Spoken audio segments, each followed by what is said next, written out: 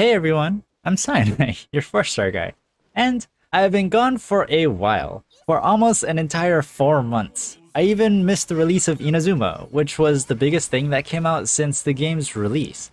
I did make a video last week about Kujasara. I figured that if I were to come back, I should at least give something appropriate before talking about it.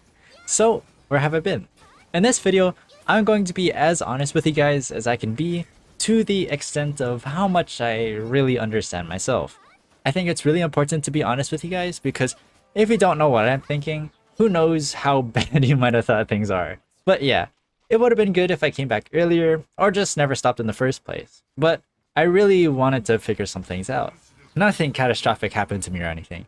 Most of what happened just went on in my head. I still play Genshin Impact every day over that whole time.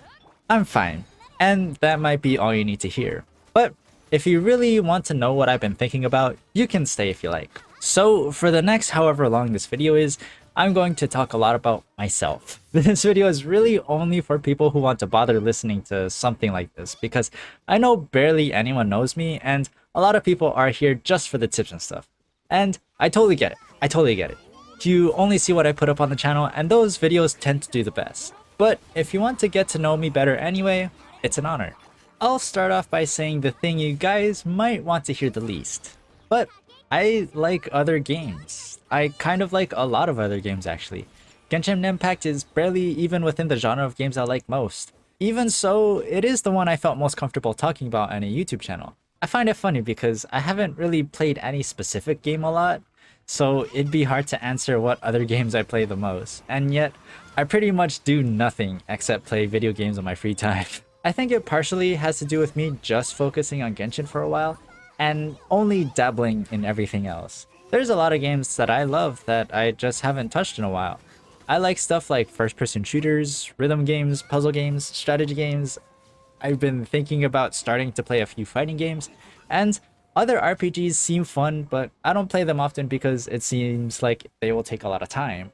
The main point of me bringing this up is that I kind of do want to spend more time playing other games than Genshin, and I did spend some time playing other stuff over that break.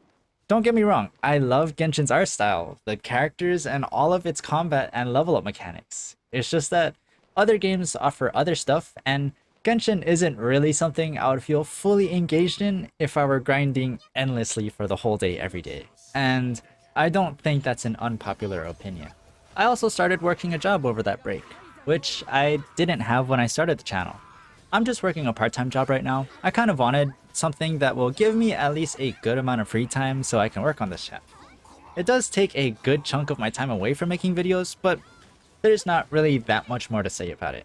So now, here's the stuff that I've really been taking time to think about over this little break.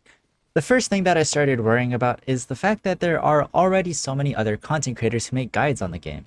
I felt like I was really behind on the game since I only started my channel like halfway through the game's current lifespan, and everybody else has already made extensive libraries of these kinds of videos. Of course, me having a slow upload schedule in the first place and taking a break this long doesn't help either. A lot of these other content creators also have very impressive accounts where they have all of the characters, most of the weapons, and everything leveled up to the max. Accounts like those take a lot of money, and I'm simply not willing to spend that much. Especially when I can't really say that doing this is profitable right now. I think I've come to terms with the state of my account right now as a content creator because I do use the more common units in the game, and I feel like that makes me more relatable in some way, or at least that's the hope. That's why I wanted to build an account that focuses on 4-star characters and 4 or 3-star weapons in the first place. But the fear of not being interesting because of my account's lack of nuttiness has still occurred to me. With all of the tough competition, it made me wonder why a specific viewer looking for guides would watch me over another one of these creators. Because of these worries, I felt like I had to make my videos perfect to make them feel worthwhile watching, where every detail I tell you guys is truly optimal, well presented, and fact-checked. This kind of pressure to make things so thoroughly was intimidating, especially when I tried to research the content on my own and also be perfectly correct on everything. One of the reasons I used to enjoy making videos on the game was because the research I used for the video also helped me learn more about the characters to make my own account stronger. But I felt like I got to a point in my knowledge of the game that I felt like I could just guess what the best builds for the characters were. I also pretty much built all of my characters, so I was losing motivation to learn more about the game, and researching to make sure I was correct in my videos was just more exhausting than interesting. The lack of genuine interest, the anxiety, and the exhaustion all made me not want to work on videos for more days than one. I also wanted to change the format of my videos, and that took a while to decide since I didn't know if I wanted to just change the format of my video, or switch genres, or even games. Like I said earlier, I felt like I could pretty much just guess what the best builds were for the characters. That was because most of the characters that don't have specific stats they scale off of pretty much always like having the same damage stats, like attack percent for the timepiece, their elemental damage for the goblet, and crit rate or crit damage for the circlet, or energy recharge instead of the attack percent timepiece if there were support. I felt like I said these things so often. My videos felt incredibly repetitive to me, just giving the same recommendations for 18 minutes for a different character. And to just imagine what a viewer must think listening to it for the 9th time. I wanted to make my videos simpler, where I mostly just give the big idea advice and only talk about the really good equipment options rather than exhaustively comparing all of the weapons in the weapon class and every artifact set that may have come to mind to use. If my videos were simpler, they would be shorter, and I liked that idea because it sounds better for newer players who shouldn't be too overloaded with data and experienced players who already get the gist. I felt like a simpler and shorter format would give me more room to give my opinions and find ways to have more fun with the videos too.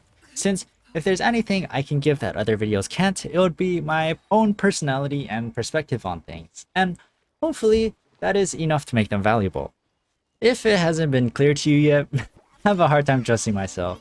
And sometimes I have a hard time understanding why I would be appreciated in real life and on a platform as large and functional as this. I honestly want to be liked by everyone, and it is scary not having faith in yourself to do a good job for the people. But I have gotten more comfortable with the idea of doing things because I realize that I don't have to become a big hit right now and that I'm just starting and I'm just going to build off from here. I am behind the game after all, but I also can't ask for a much better start than this. At the moment, about 2,000 people are subscribed to the channel, and I have had nothing but kind words and constructive criticism thrown my way. I kind of hesitated from making a milestone celebration since I didn't know if it would sound conceited or anything, and that's the last thing I want to be. But I do really want to thank you guys since you have been so nice to me so far, and I'm so sorry for being gone for so long while this milestone happened. Lately, I realized how much I used to overthink things and how worried I was about things that realistically don't matter that much. YouTube has been my dream for a long time because I was stoked to have a full-time job that could help other people or make them happy while I had fun in my own way. But I was also worried I would mess it up in some way. Although I have come to the understanding that I should have as much fun as I hope to make other people doing this, and just hope that doing what I want will bring along the right crowd. It is my dream job after all.